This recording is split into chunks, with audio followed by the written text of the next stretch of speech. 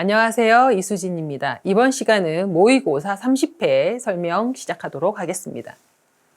1번, 대비에 대한 예시로 잘못된 것은 대비는 두 가지 이상의 색깔이나 이런 것들로 봤을 때 조금 달리 보이는 것을 우리가 대비라고 합니다. 그래서 각자를 좀 더 강조시켜 주는 걸 우리가 대비라고 하는데요. 그 차이가 나는 것을 대비라고 하는데, 조화라는 것은 비슷한 것을 두었을 때를 우리가 조화라고 얘기하거든요.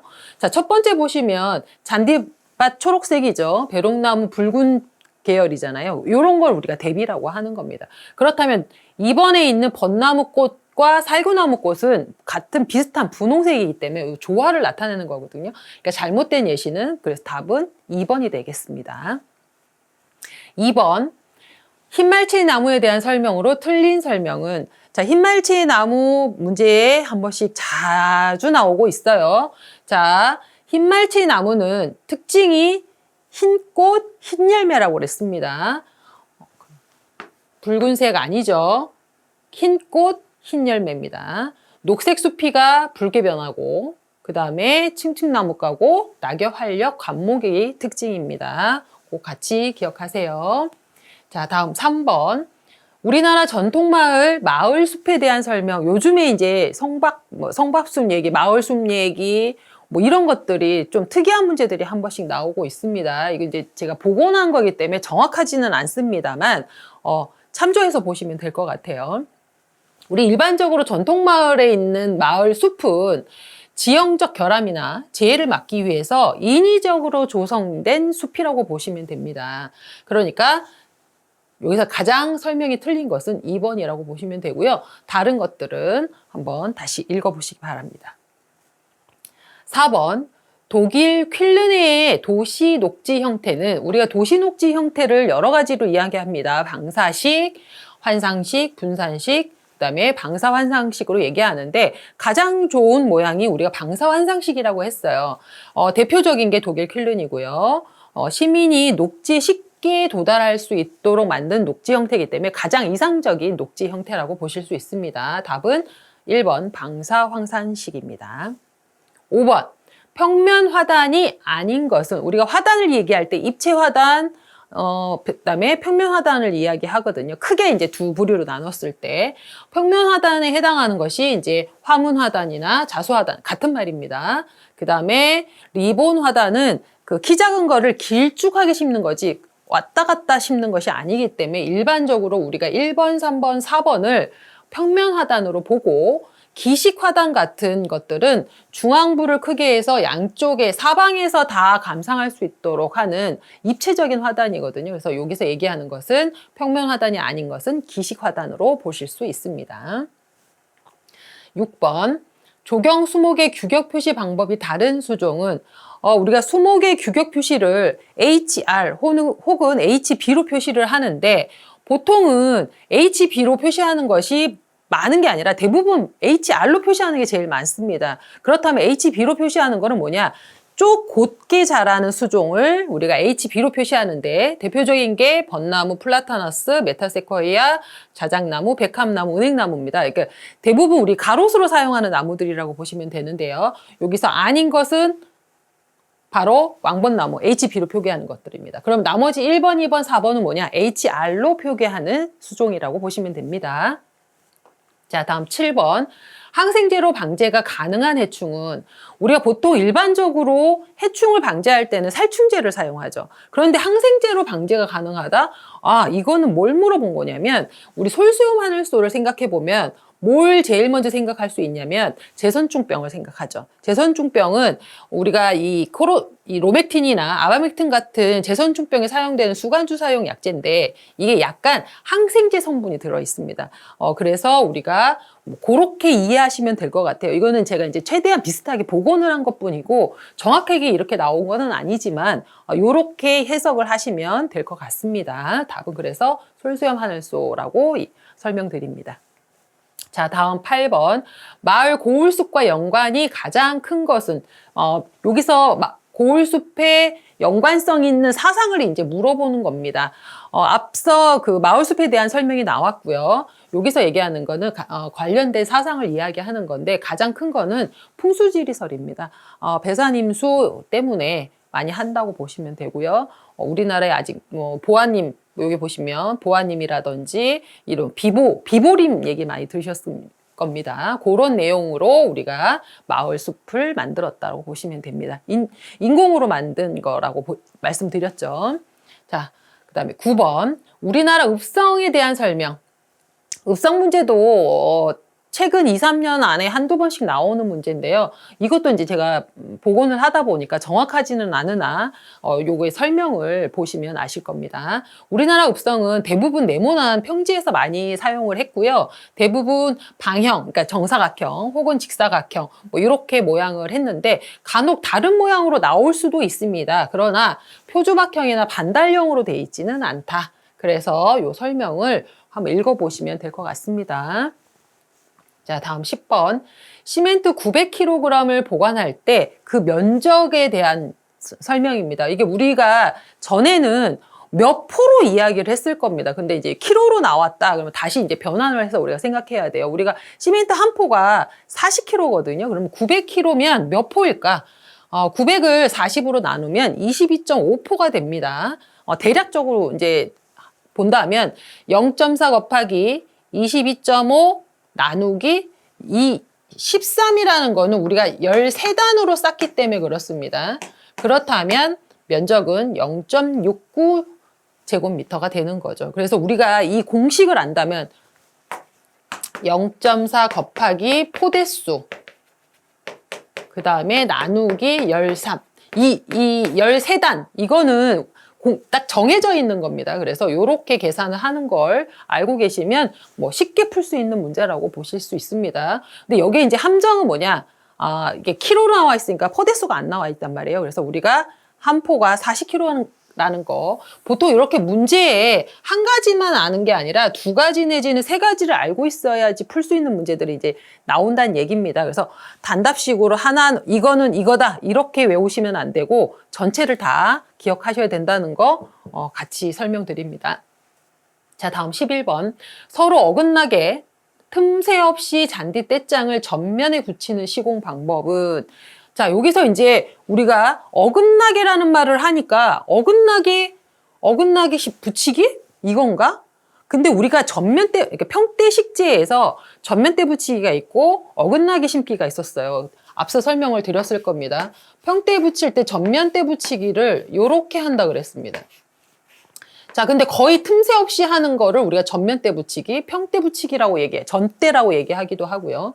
자, 그럼 어긋나게 붙이기는 뭐냐? 어긋나게 붙이기는 이렇게 잔디 크기만큼 띄우는 겁니다. 거의. 그래서 보면 2, 30cm 간격으로 띄워놓는 걸 얘기하는 거예요. 근데 여기서 틈새 없이라는 말이 들어갔단 말이에요. 그러기 때문에 답은 평대 붙이기.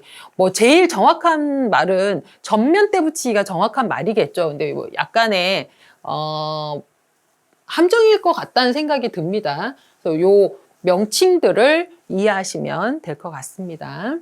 자, 다음 12번. 메타세커이아와 나고송에 대한 설명으로 틀린 것은 메타와 나고송의 두 나무가 가장 비슷한 점이 뭐였냐면 나구송과고 그 다음에 수형이 원추형이고 낙엽이면서 침엽이고 그 다음에 깃털 모양의 잎이 가장 큰 특징이었습니다. 자, 그렇다면 원산지는 메타는 오히려 영어 이름이지만 중국의 원산지라는 거 특이하죠. 그래서 답은 틀린 점은 1번 원산지 미국이다. 나구송은 북미지만 메타는 중국이다. 자, 다음 13번. 별서정원의 조성자와 그 정원의 명칭이 바르게 연결된 것은 자, 부용동 원님은 윤선도입니다. 윤선도고 그 다음에 정영방 하면 서석지고요. 인해번 같은 경우는 강릉에 있는 선교장입니다. 그래서 우리 밑에 있는 해설 요 같이 세트로 외우셔야 된다 그랬어요. 지역도 같이 외우셔야 됩니다. 간혹 지역이 잘못 연결된 것은 하고 나올 수도 있어요. 그래서 답은 2번 정약용의 다산초당 혹은 다산정원 요거는 정확하게 나온 겁니다. 자, 다음 14번. 호랑가시 나무의 특징으로 바르게 설명한 것은 호랑가시 나무의 특징은 잎 끝에 거치 그러니까 뾰족하게 돼 있는 거랑 그 다음에 상록 활엽이라는 거, 그 다음에 붉은 열매가 특징이라는 것이 호랑가시 나무의 특징입니다. 자, 그렇다면 바르게 설명한 것은 뭘까요? 자, 여기 감탕나무과이며 상록이다. 나머지는 다 틀렸습니다. 여기 해설 한 번 더 읽어보시면 될 것 같습니다. 15번. 공사의 설계 및 시공을 의뢰하는 사람을 무엇이라고 하느냐? 의뢰한다? 발주자죠. 현장 대리는 현장에 있는 현장 소장을 말하는 거고요. 그 다음에 현장 감독은, 그 다음에 현장 감리원, 현장 감독관은 그 발주자가 지정한 사람이 와서 현장을 전체적으로 감독하는 걸 얘기하는 거고요. 현장 감리는 이제 이 감독이 제대로 하고 있는지, 그 다음에 시공자는 제대로 시공을 하고 있는지 두 군데를 다 확인하는 게 감리입니다. 그래서 마지막에 우리가 준공을 하게 되면 감리의 도장을 받게 되겠죠. 그게 감리예요. 그래서 우리가 각자의 명칭에 대한 뜻도 알고 계셔야 될 겁니다. 그래서 답은 2번입니다. 16번. 지면보다 높은 면에 굴착에 사용되는 장비는, 우리가 장비 얘기 한 번씩 나오는데, 자, 각자의 그 사용되는 내용들 다 읽어보시면 됩니다. 자, 그럼 지면보다 높은 곳에 면을 굴착하는 것은 파워쇼벨입니다. 낮은 곳은 우리 굴삭기 아시죠? 굴삭기 또는 드랙쇼벨이라고 얘기합니다. 드래그 라인도 있고요. 그 내용이 조금 다르니까 다 읽어보시기 바랍니다. 17번.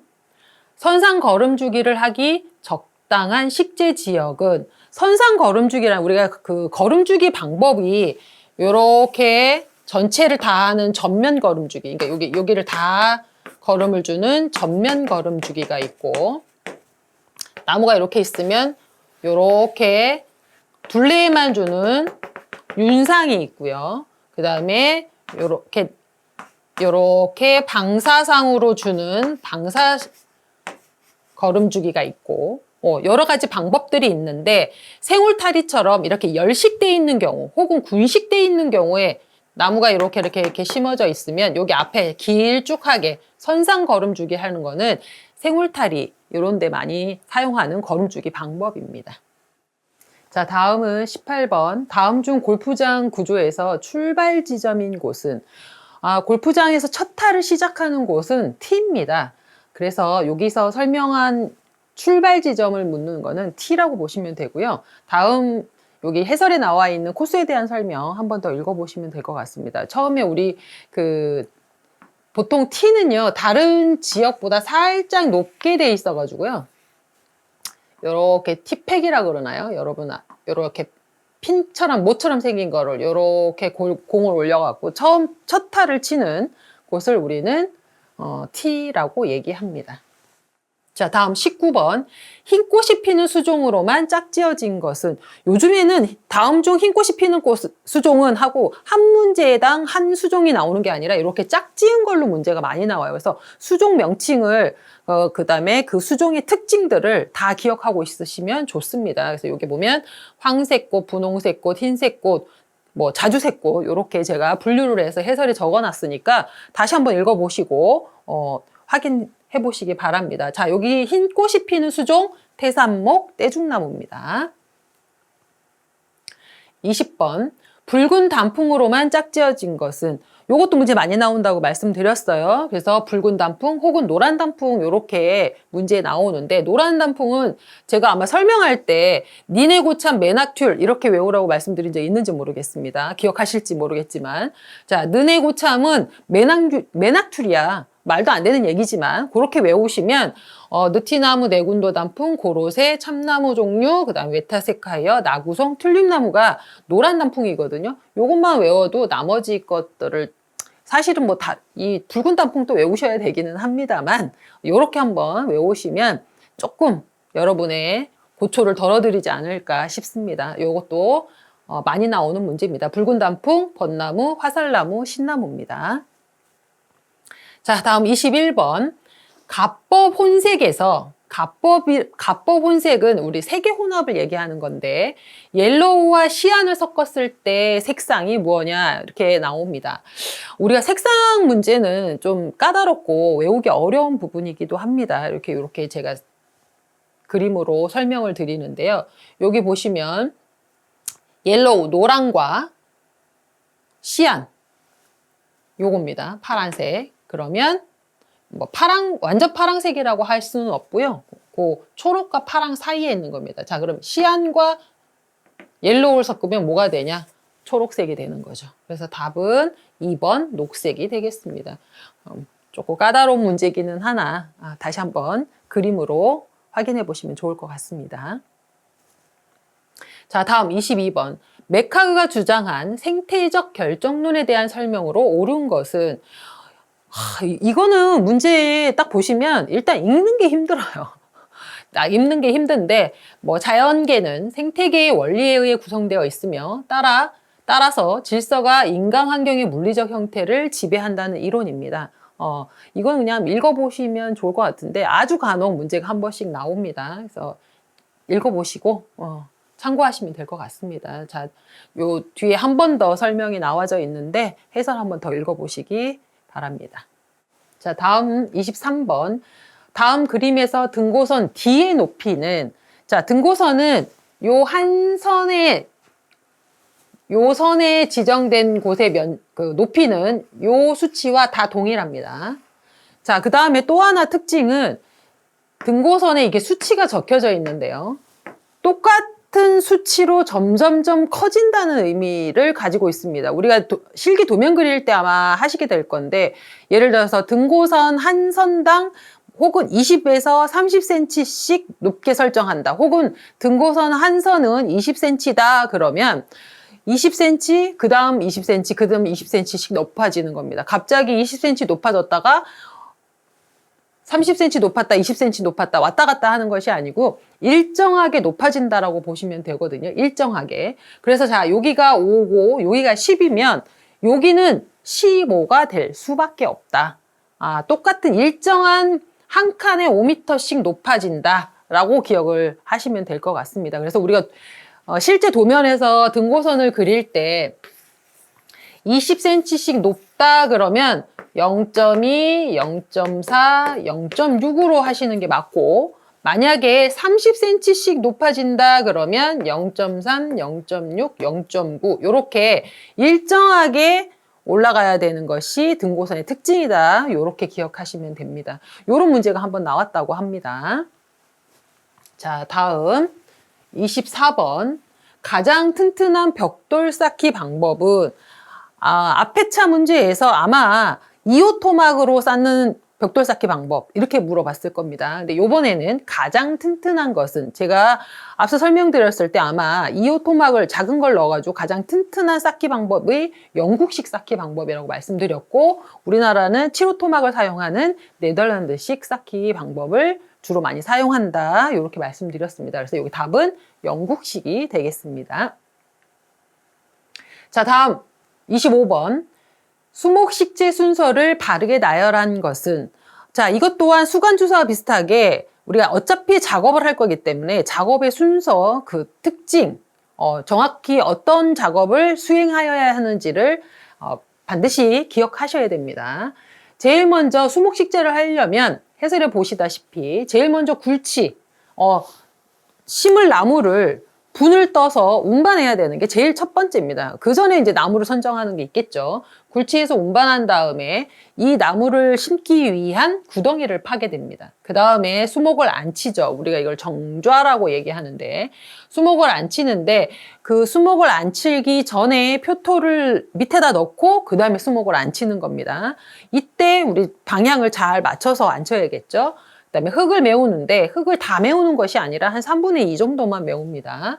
그 다음에 조임, 흙조임 또는 물조임을 하는데 그 뿌리와 흙이 밀착되도록 이렇게 쑤셔주는 겁니다. 그런 작업들을 하고 그 다음에 물집 만들고 그 다음에 지주목을 세우는 것이 일반적인 식재의 순서입니다. 그래서 답은 4번이 되겠습니다. 다른 것들도 뭐 다 한번 읽어보시는데 뭐가 맞는지 뭐가 틀리는지를 여러분들이 정확하게 이해하셔야 됩니다. 답은 4번입니다. 26번. 다음 중 질소질 비료에 해당하는 것은, 우리가 그 비료를 얘기할 때 복합 비료 혹은 무기질 비료를 이야기할 때 질소질 비료냐, 인산질 비료냐, 칼륨질 비료냐 이걸 묻죠. 거기에 해당하는 비료를 지금 질문하는 겁니다. 보통 일반적으로 우리가 질소질 비료로 많이 사용하는 것들은 요소와 유환입니다. 우리 하얀 가루같이 생긴 거라고 보시면 되는데 질소질 비료는 대부분 작물에 많이 쓰여지는 겁니다. 여기에서는 질소질 비료에 해당하는 거 황산암모늄. 나머지는 요 해설 설명을 한번 읽어보세요. 자, 27번. 소형구합 블럭 포장 시 사용되는 재료로 만든 것은 당연히 소형구합 블럭 포장이니까 소형구합 블럭이 들어가겠죠. 이제 그걸 물어보는 게 아니겠죠. 그 밑에 뭐가 들어가느냐. 자, 일단 우리가 단면도 연습을 하셨을 때 우리 위에서 보여지는 부분 요게 이제 소형고압 블럭이 될 겁니다. 자, 그러면 여기에 사용되어진 그 밑에 깔려지는 재료가 뭐냐? 자, 바로 모래입니다. 모래의 역할은 바닥을 평평해 주기도 하고요. 하중을 분산시키는 역할을 하기도 하고요. 블록과 블록 사이를 이렇게 결속시키는 역할을 하는 것이 모래입니다. 그래서 요 밑에 모래, 그 밑에는 우리 보통 일반적으로 잡석 다짐을 이렇게 작업을 하게 돼 있겠죠. 그래서 답은 3번 모래입니다. 자, 28번 장애인 주차장 규격. 자, 이거 굉장히 단순한 문제입니다. 이거는 뭐 외워야겠죠. 3.3m 이상, 그 다음에 5.0 이상 이렇게 생긴 게 장애인 주차장의 규격입니다. 답은 4번. 29번 지하고가 높고 낙엽 한렵수면서 병충해가 적은 수종은 어느 식지에 사용하느냐? 지하고가 일단 높다라는 것은 우리가 나무를 이야기할 때 이렇게 생긴 나무를 이야기할 때 요 맨 아래까지와 지표면까지를 우리는 지하고라고 얘기해요. 지하고가 높다 한 2m 정도 돼야 됩니다. 일반적으로 이게 2m 정도로 보는데 어디에 사용하는 거냐? 경계식재나 요점식재는 사실 지하고가 그렇게 중요하지 않습니다. 근데 녹음식재는 혹은 가로수 식재에는 반드시 이 지하고가 어느 정도 2m 정도는 돼야 된다. 자, 그러면 그 각 기능 식재에 대한 설명입니다. 그 다음에 적용 수종까지 이렇게 설명이 되어져 있습니다. 해설 한번 읽어보세요. 자, 30번. 혹두기를 한 뒤 면을 비교적 곱게 다듬는 것을 우리는 무엇이라고 하나? 그 작업의 명칭을 지금 물어보는 겁니다. 우리 석재 가공 순서는 혹두기 다음 정다듬, 정다듬 다음에 도드락 다듬, 그 다음에 잔다듬, 물갈기가 있습니다. 우리가 보통 혹두기를 한 다음에는 정다듬을 하게 돼 있습니다. 근데 우리가 곱게 다듬는다고 하니까 도드락 다듬인가? 아닌가? 잔다듬인가? 이렇게 생각하는데 보통 혹두기 다음에 하는 작업을 물어보는 겁니다.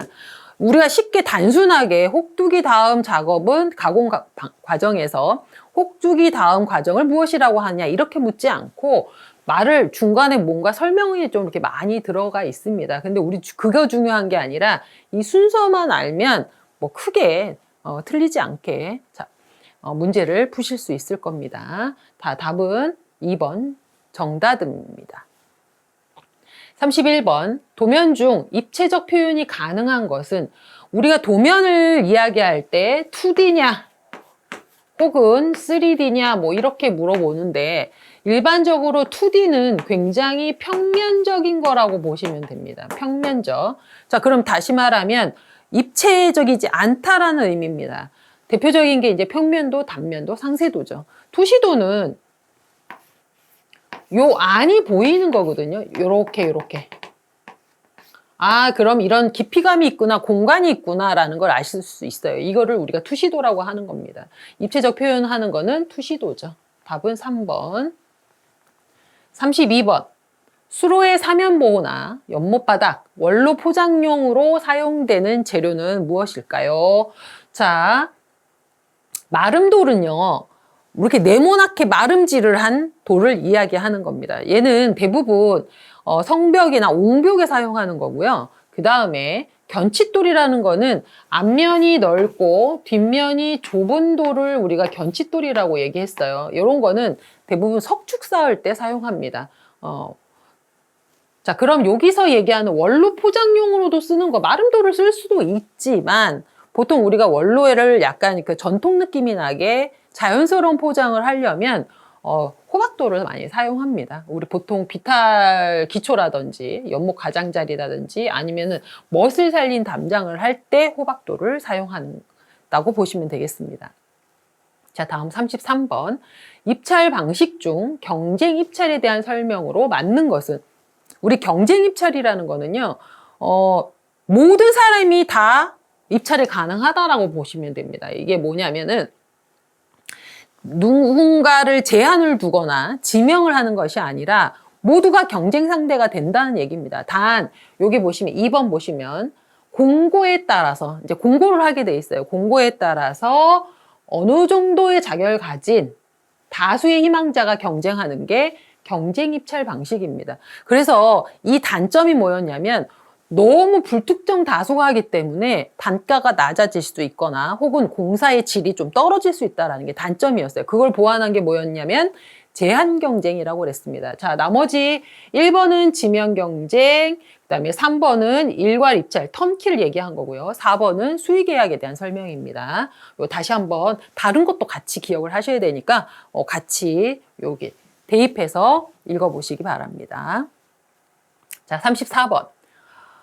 현재 현존하는 정원은, 우리가 정원, 한국 정원에 대해서 이제 공부할 때 정원의 이름을 많이 이제 들었어요. 그런데 이제 과연 이제 현존하느냐 안 하느냐, 그걸 지금 물어보는 겁니다.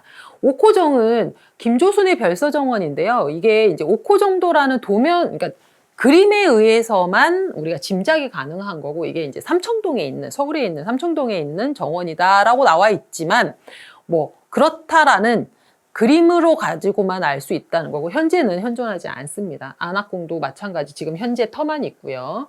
석연지는 그냥 첨경물입니다. 연못에 지라고 해서 우리가 연못을 상상하는데 그렇지 않다. 지금 남아있는 거는 궁남지입니다.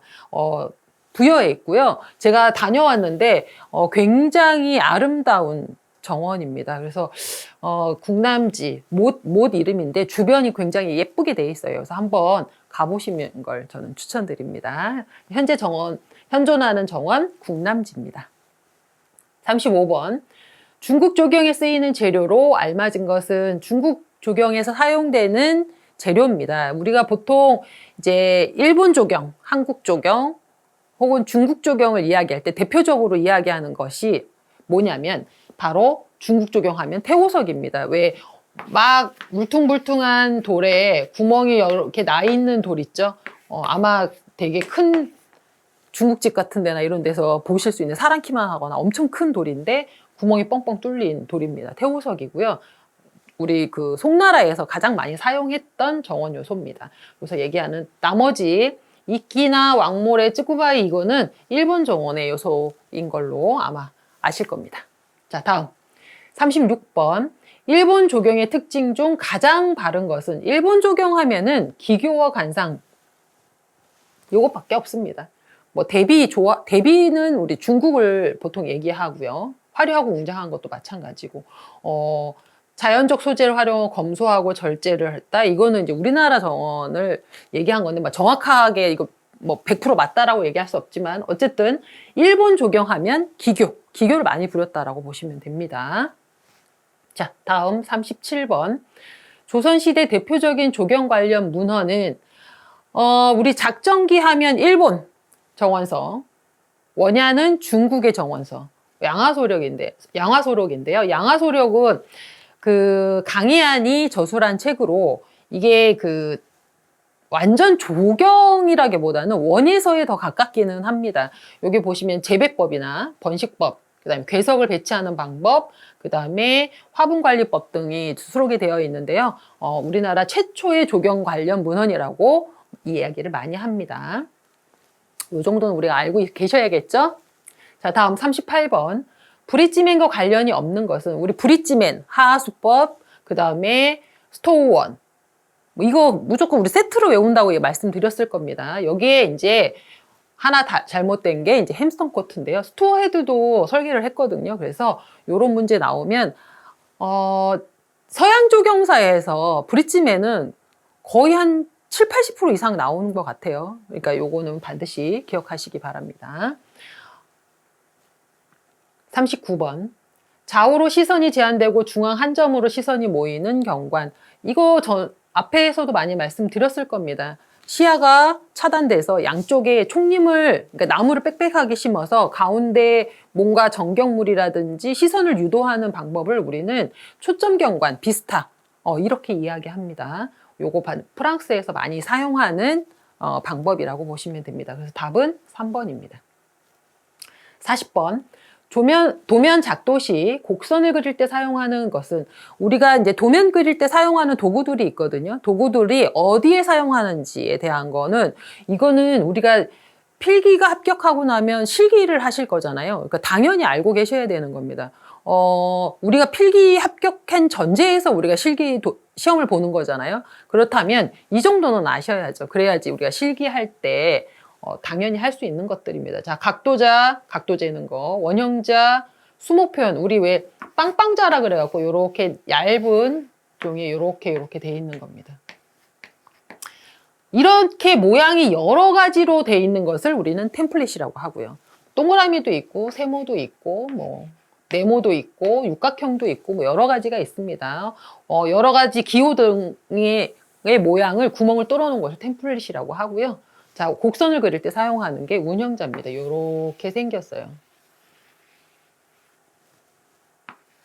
요렇게. 그래서 요게 곡선을, 자연스러운 곡선을 사용할 때 하는 것을 운형자, 구름 운자를 써서 운형자라고 얘기합니다. 자, 41번. 빗자루병에 잘 걸리는 수목은. 빗자루병에 관한 문제가 나오면 파이토플라즈마 얘기를 계속 많이 할 겁니다. 실제로도 문제 많이 나왔던 거고요. 파이토플라즈마 하면은 또 뭐였죠? 오대뽕 얘기를 했을 겁니다. 자, 그러면 가장 많이 걸리는 거 대추나무, 빗자루병, 오동나무, 빗자루병. 그렇게 기억을 하셨을 겁니다. 자, 그러면 답은 2번이 되겠죠. 느티나무, 감나무, 팽나무는 빗자루병에 걸리지 않고요. 대부분 오동나무, 그 다음에 대추나무, 북나무에 이렇게 빗자루병이 한 번씩 걸립니다. 자, 특이하게 잔항균에 의한 벚나무 빗자루병도 있습니다. 혼돈해서 생각하시면 안 돼요. 각자 분리해서 기억하셔야 됩니다. 자, 다음 42번. 열 가소성 수지가 아닌 것은, 열 가소성, 열 경화성 문제 한 번씩 나오죠. 열 가소성은 열에 가했을 때 연화되는 걸 열 가소성이라고 합니다. 그래서 대표적인 게 PVC, 뭐 염화비닐, 뭐 이런 것들입니다. 열 경화성은 딱딱해가지고 열을 가해도 아예 뭐 파괴되거나 모양이 바뀌지 않는 거, 재활용이 안 되는 거, 이렇게 기억하시면 될 것 같다 그랬어요. 그래서 열 가소성 수지가 아닌 것은 4번 폴리에스터입니다. 얘는 열 경화성에 해당하는 수지입니다. 자, 다음 43번. 감탕나무감에서 낙엽 활력 관목이고, 학명 우리 잘 몰라요. 우리가 학명까지 기억 잘 못한다고 말씀드렸습니다. 겨울에 붉은 열매가 달려있다. 자, 그럼 이제 찍어보는 겁니다. 자, 일단은 낙엽 활력 관목이라고 그랬어요. 낙엽 활력, 낙엽. 지금 여기서 보시면 학명 몰라도 되고요. 열매가 뭔지 몰라도 돼요. 근데 만약에 내가 낙엽인지 상록인지만 알아도 맞출 수 있는 문제입니다. 왜? 감탕나무, 호랑가시나무, 멋나무는요, 다 상록활렵입니다. 그러면서 다 빨간 열매가 열리는 것들이에요. 감탕나무 거면서 낙엽인 것이 낙상홍입니다. 네, 요거 문제에서도 많이 나오는 거라서 같이 제가 설명한 것들과 같이 기억하시면 좋을 것 같아요. 학명까지 외우라고 말씀 못 드립니다. 그렇지만 이제 기사나 산업기사 공부하시면 학명 공부를 하시게 되겠지만 우리가 기능사에서까지 학명을 외우기는 쉽지 않아요. 단 학명 공부를 해놓으면 나중에 수목 공부할 때 도움이 많이 되기는 합니다. 자, 다음 44번. 콘크리트 골재의 단위 용적 중량이 1700kg per 제곱미터이고 밀도 2.6일 때 공급률은, 이런 문제 한 번씩 나오죠. 그래서 간혹 어떤 분들 계산 문제 나오면 나는 답만 외울 거야 이렇게 하시는 분들도 간혹 계세요. 그래서 거의 숫자가 똑같이 나오는 경우도 있으나 숫자를 바꿔서 계산하는 연습을 한번 해보시는 것도 나쁘지 않습니다. 실적률은 단위 용적 중량 나누기 2.6인데 여기 지금 제가 실적률 1.7이라고 했잖아요. 왜 그러냐면 얘가 밀도가 이거를 톤의 단위로 우리가 계산해야 되거든요. 이게 지금 킬로그램이잖아요. 그래 톤으로 바꾸면 1.7이 됩니다. 그래서 얘를 1700으로 계산하는 것이 아니라 1.7로 계산하는 것이 맞아요. 그래서 이거 단위 잘 보셔야 됩니다. 킬로그램으로 나오면 1.7로 해야 되고 간혹 그냥 1.7 톤으로 나오는 경우도 있어요. 그러니까 단위 잘 보고 하세요. 이렇게 했을 때 실적률은 65.38이 됩니다. 자, 그러면 실적률을 구했으면 공급률은 뭐냐는 말이죠.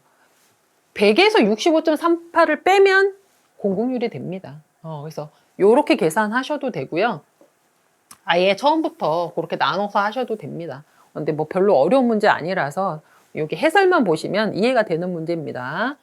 자, 다음 45번.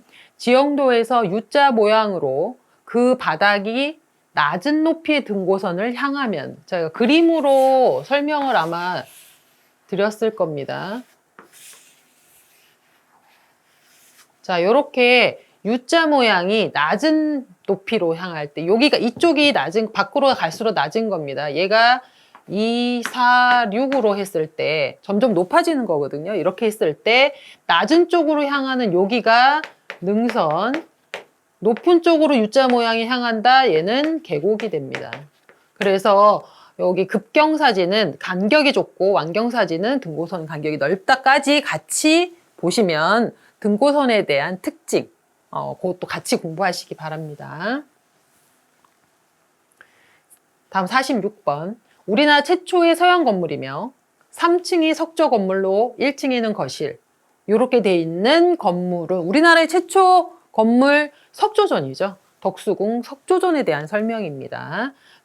다른 거는 이제 덕수궁의 중면단과 요거에 대한 설명 나와 있습니다. 한번 읽어보시면 도움 되실 것 같습니다. 47번. 정원수는 개화 생리에 따라 당년가지에 꼽히는 수종, 2년생 가지에 꼽히는 수종, 3년생 가지에 꼽히는 수종으로 되어 있다. 이때 2년생 가지에서 꽃이 피는 수종은 이거 우리 앞에 차 문제에서도 당년가지 개화, 2년생 가지 개화, 3년생 가지 개화 요거 설명 아마 드렸을 겁니다. 1번, 2번 장미하고 무궁화는 당년가지에서 개화하는 수종이고요. 그 다음에 명자나무, 우리 산당화라고 하기도 하는 이 명자나무, 사과배 이런 것들은 3년생 가지에서 꽃이 피는 겁니다. 자, 그럼 답은 살구나무가 되겠죠.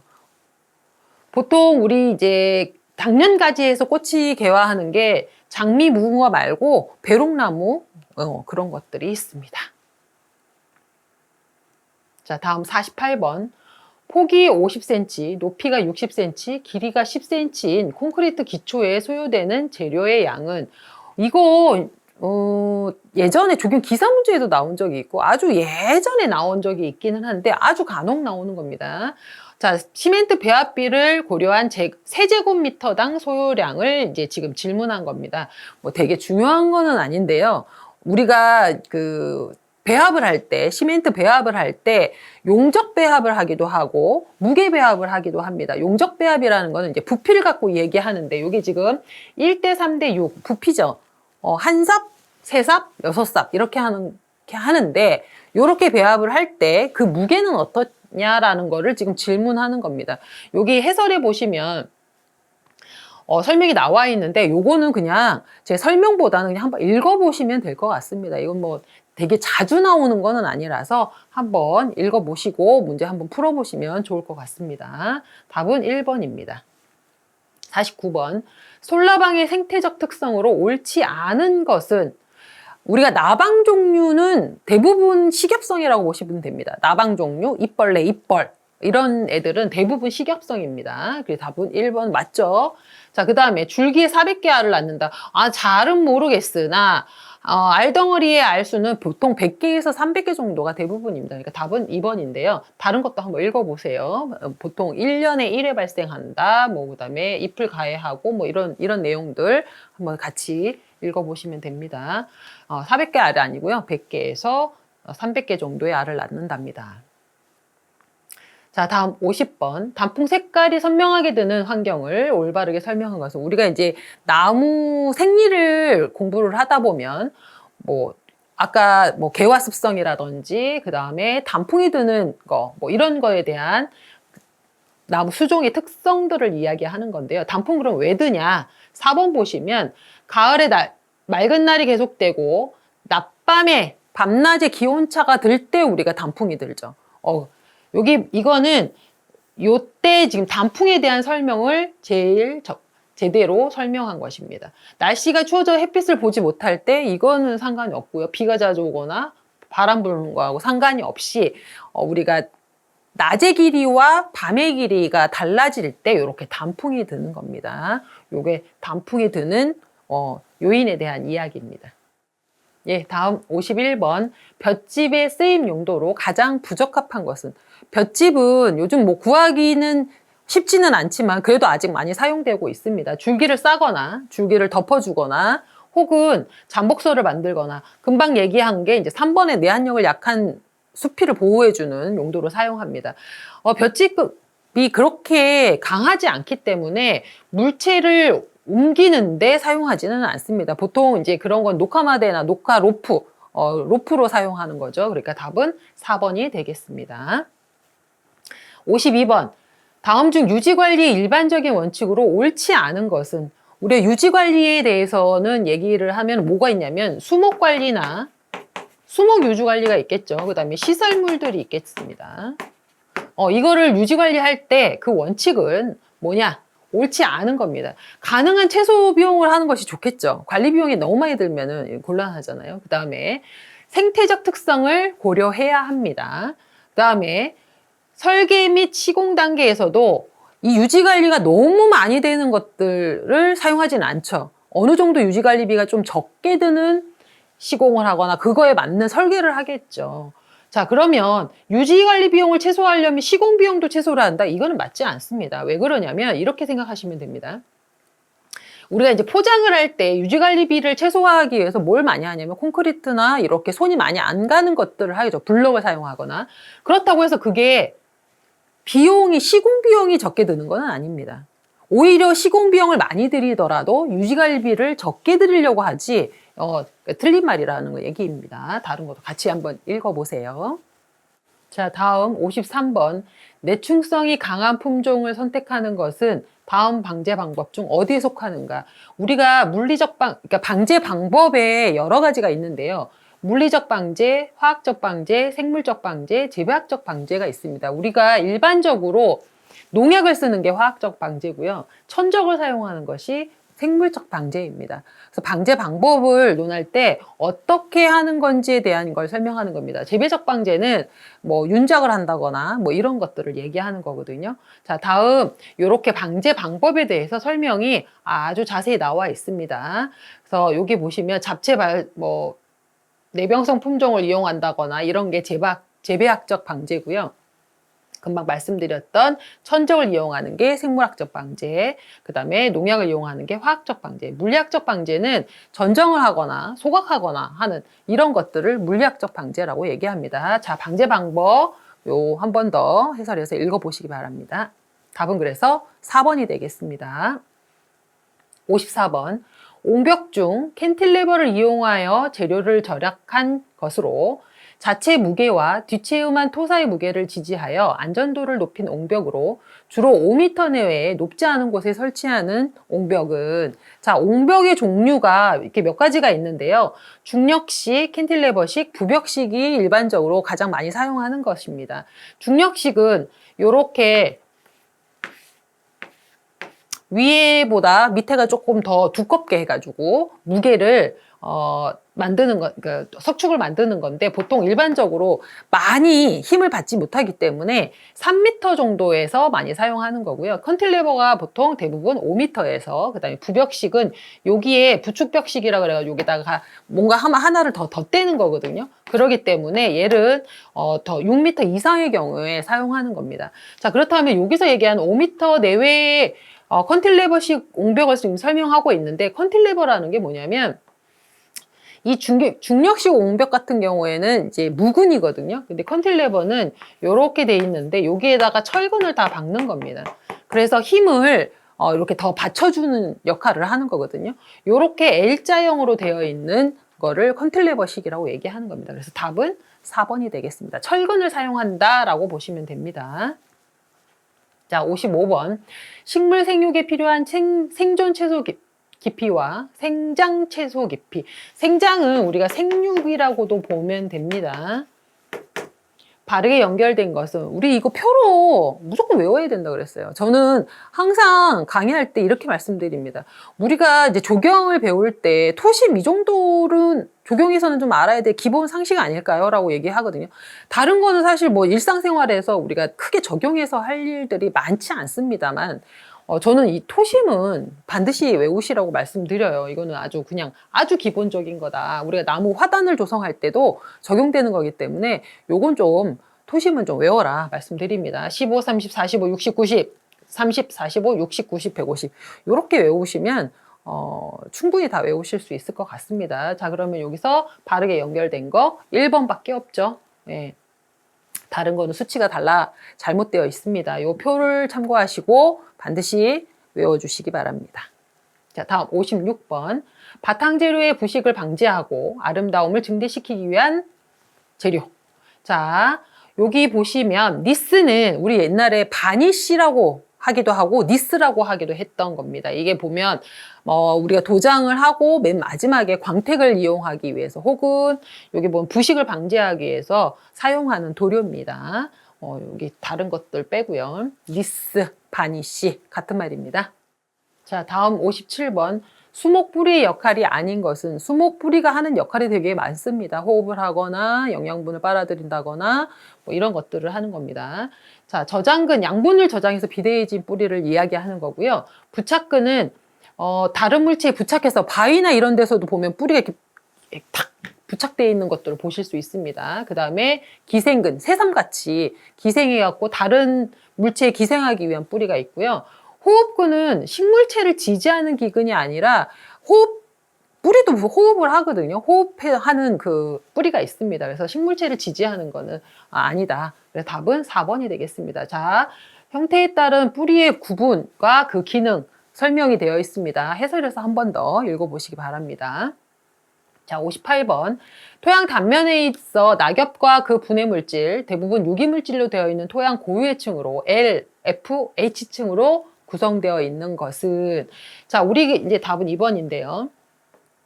토양 단면을 이렇게 보면 이렇게 나눠집니다. A, B, C, D. 여기는 A5층이라고 보고요. 여기를 다시 3개로 나눕니다. 그래서 L, F, H 이렇게 나누죠. 얘를 이제 유기물층이라고 얘기합니다. 뭐 우리가 5층이라고 하기도 하고요. A5층이라고도 하는데 여기 A층은 용탈층, 집접층, 모재층, 모함층 이렇게 나눕니다.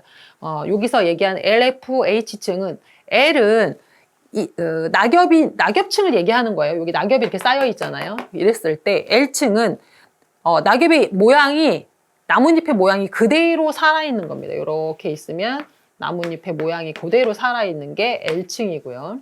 그 다음에 F층은 인맥만 있는 거예요. 인맥만 있는 거. 그 다음에 H층은 휴무스라 그래갖고 찾아볼 수가 없습니다. 다 썩어서. 그래서 이렇게 L, F, H층으로 나눠지는 건데 그거에 대한 설명 여기 더 자세히 나와 있습니다. 한 번 더 읽어보시고 저는 제 교재에 아마 이게 그림으로 설명이 돼 있을 건데요. 그림으로 기억하시면 훨씬 기억하기 좋습니다. 그래서 같이 공부하실 때 이 내용도 그렇지만 그림도 같이 기억하시면 좋을 것 같아요. 답은 그래서 2번입니다. 유기물층. 자, 59번. 수정에 따라 또는 같은 수종이라도 개체의 성질에 따라 삽수의 밝은 차이가 있는데 일반적으로 삽목시 밝은이 어려운 수종은 우리가 이제 삽목이라는 게 나무를 잘라가지고 흙에다 꼽는 겁니다. 여기서 보시면 삽목을 왜 하냐 그러면 모수의 유전성을 그대로 받기 위해서 하는 거거든요. 그럴 때 발근이 어려운 수종은 우리가 발근이 잘 되는 것도 있지만 잘 안 되는 것도 있어요. 보통 우리가 잘 되는 것들이 뭐냐면 버드나무 종류. 버드나무는 진짜 아무데나 꼽아도 잘 삽니다. 그 다음에 사철, 개나리, 뭐 주목. 주목은 제가 안 해봐서 모르겠는데 개나리 같은 경우 사철나무는 정말 삽목이 정말 잘 되는 애들이에요. 자, 그렇다면 어려운 거는 뭐냐? 오리나무입니다. 모든 나무가 다 삽목이 잘 되지는 않습니다. 잘 되는 수목이 있고 잘 안 되는 수목이 있어요. 그래서 나무 자른다고 무조건 다 꼽아서 다 사는 것이 아닙니다. 요 내용을 알면 아, 얘는 삽목해도 되는구나 안 되는구나도 여러분이 아실 수 있을 겁니다. 자, 해설에서 한 번 더 읽어보시기 바랍니다. 자, 마지막 60번. 신라시대 정원에 대한 설명으로 바르지 않은 것은 통일 우리 신라시대 정원에 대해서 이렇게 많이 하지 않아가지고 조금 특이한 문제입니다. 신라시대 곡수원이 발달했습니다. 곡수. 약간 이렇게 꾸불꾸불한 우리 포석정 아시죠? 그 발달했습니다. 그 다음에 함양에 있는 대관님은 신라 초기 민가에서 조성한, 자, 민가 아닙니다. 우리가 이제 숲을 조성하는 데 있어서 인공으로 조성한다고 제가 마을숲 얘기할 때 설명할 때 아마 들으셨을 겁니다. 얘는 인공으로 조성했는데 민가에서 조성하기가 힘들죠. 관에서밖에 할 수가 없습니다. 관에서. 이거는 엄청나게 큰 일이기 때문에 개인적으로 하기가 쉬운 일이 아니죠. 그렇기 때문에 그리고 초기가 아니고요. 말기에 조성한 겁니다. 상림원이라고 얘기하기도 하고요. 지금은 상림공원이라고 되어 있습니다. 자, 금방 1번에서 설명한 곡수원, 포석정입니다. 이 왕이지의 난정고사를 본떠서 만들었다라는 추측입니다. 그 다음에 그 외에 안압지나 포석정, 불국사 등이 있습니다. 안압지 지금 동궁월지로 바뀌었죠. 예, 요렇게 통일신라시대의 정원에 대한 설명이었습니다. 특이하게 뭐 신라시대 문제가 잘 나오지는 않지만 요즘 이제 조경 문제 중에 조경사는 특이하게도 우리 예전에 하던 아주 단순한 문제가 아니라 굉장히 복합적이고 다양하게 문제가 나오고 있습니다. 그래서 설명을 제 수업만 듣고 되는 게 아니라 하시면서 한국사 공부도 같이 하시면 되게 좋을 것 같기는 해요. 추천이지 꼭 반드시 하라는 얘기는 아니고요. 하여튼 문제가 굉장히 다양하고 폭넓고 그렇게 나온다라는 거, 요즘 추세가 그렇다는 거 알고 계시면 좋을 것 같습니다. 자, 이렇게 한 세트 문제 설명을 마치도록 하겠는데요. 여러분도 계속 반복해서 하는 것도 중요하고요. 새로운 문제 이렇게 한 번씩 접해보시는 것도 중요할 것 같습니다. 수고하셨습니다.